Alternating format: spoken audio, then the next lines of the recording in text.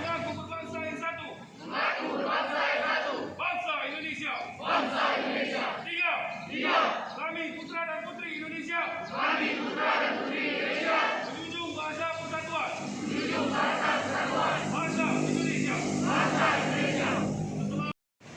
Kemudian daripada itu, untuk membentuk suatu pemerintahan negara Indonesia yang melindungi segenap bangsa Indonesia dan seluruh tumpah darah Indonesia, untuk memastikan kesejahteraan, mencerdaskan kehidupan bangsa, dan untuk pemerintahan kebangsaan Indonesia itu dalam suatu undang-undang dasar negara dan suatu tuntunan negara Republik Indonesia yang berkedaulatan rakyat.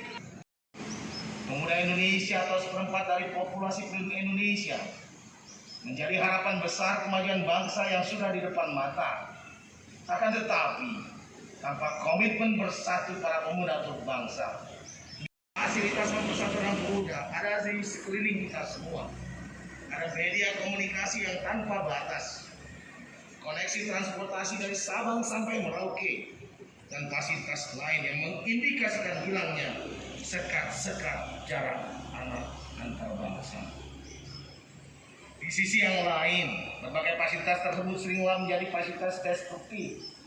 Perpecahan anak bangsa, seringkali media digital dijadikan fasilitas berkonflik, menebar kebencian, dan memupuk keretakan.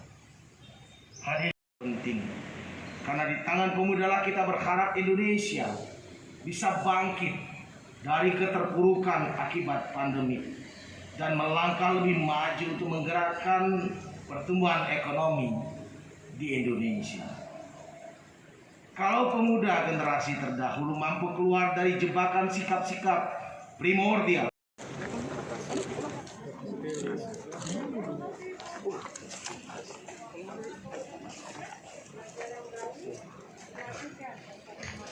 Ibu.